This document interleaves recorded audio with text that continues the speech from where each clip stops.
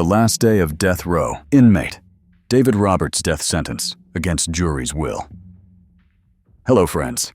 Tonight we bring you a story that shows just how quickly trust can be shattered inside the walls of a home. In April of 1992, 26-year-old David Lee Roberts was a guest in a friend's house in Marion County, Alabama. But instead of leaving quietly after an argument, he carried out an act that stunned a community and left a young woman dead. For more than 3 decades, Roberts has lived under a sentence of death, fighting appeals, changing stories, and watching as Alabama's laws shifted around him. Now, with his execution set for August 21, 2025, the state is preparing to close the book on a crime that has lingered for over 30 years. Stay with us as we uncover the betrayal, the courtroom battles, and his final hours on death row. And don't forget to subscribe to Deathwatch Diaries for more prison documentary stories. In the spring of 1992, David Roberts was 26 years old, living temporarily in the basement of a home in Marion County, Alabama. The house belonged to his friend, Wendell Satterfield, who had opened his doors to Roberts during a difficult time. It was a gesture of kindness, a chance for Roberts to regroup, but on April 22nd, that kindness was repaid with violence. That morning, Roberts had gone to work like any other day, but by noon, he left abruptly. His relationship with Wendell had soured, marked by anger and tension. Roberts decided he would pack his belongings and leave for good. When he arrived back at the Satterfield home, Wendell was gone. But inside the den, lying peacefully on a couch, was Wendell's girlfriend, Anitra Jones. Anitra was not just visiting. She was comfortable in the home of her partner, unaware that Roberts was carrying a storm of rage and resentment. In that quiet moment, Roberts' decisions set the course for the rest of his life. He retrieved a .22 caliber rifle that was kept inside the home, without confrontation, without warning. He opened Anitra's wallet, took money from it, and then turned the rifle on her as she slept. He pulled the trigger multiple times, striking her in the head. She never had a chance to wake up, never had a chance to run.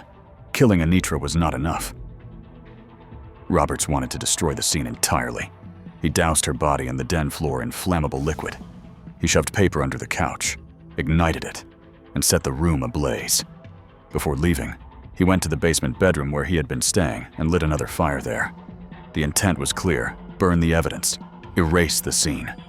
But fire investigators quickly determined the blaze was intentional, not accidental, and the brutality of the crime, the robbery, the execution-style shooting, and the fire left no doubt this was more than a tragic accident.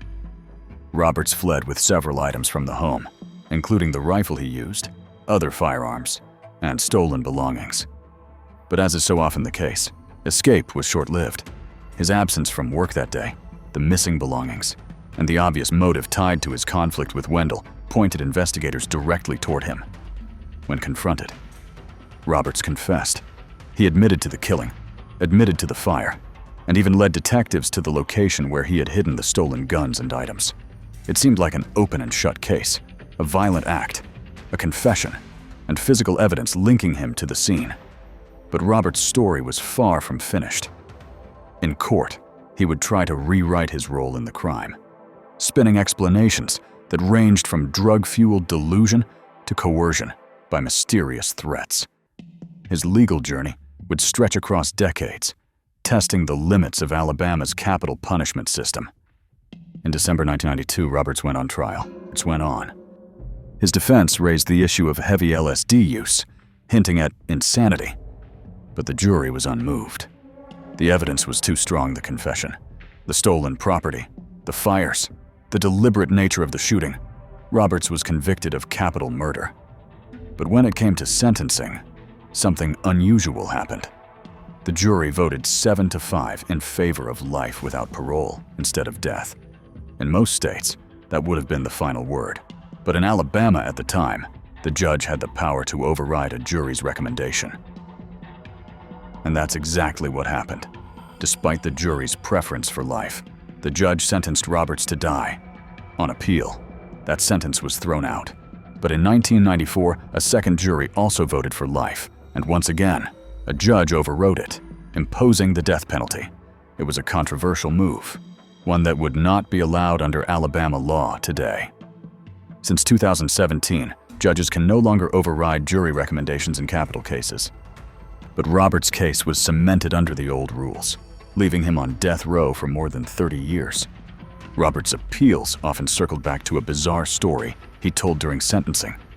According to him, 2 days before the crime, he had been approached by an older man who threatened to kill his parents if he didn't kill Anitra and burn down the house. At first, Roberts told investigators that Wendell himself had issued the threat. Later, he changed it to an unnamed old man whose identity he never revealed. To many, it sounded desperate and unconvincing.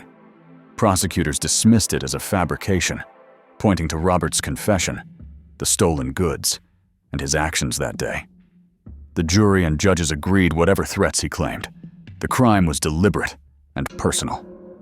For over 3 decades, Roberts has lived at Holman Correctional Facility, Alabama's notorious death row.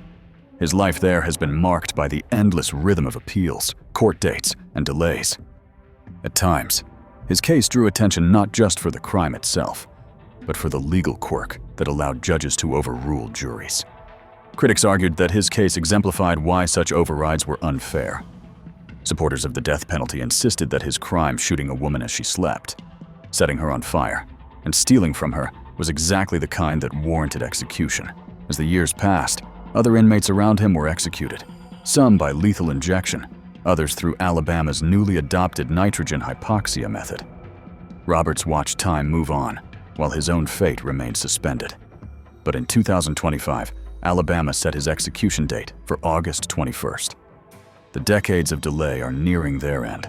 Though Robert's final hours have not yet arrived, the process is already set in motion. On the day of execution, he will be moved to a holding cell close to the death chamber.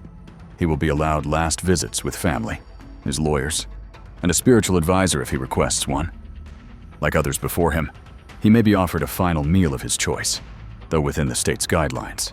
At the appointed time, he will be strapped to the gurney, flow lines will be inserted, and witnesses will be brought in to observe. The warden will ask if he has any final words. For now, no one knows what Roberts might say, whether he will apologize, cling to his strange story of the mysterious old man, or remain silent. For more than 3 decades, Roberts sat on Alabama's death row, his case marked by legal battles, appeals, and controversy over a system that once allowed judges to overrule juries. Now, with his execution set for August 21st, 2025, the long path of this case comes to its final mile. Whether his story is seen as one of justice served or of flawed decisions, it reminds us how choices made in a single moment can echo for generations. Stay with us, dear friends, and subscribe for more prison documentary stories.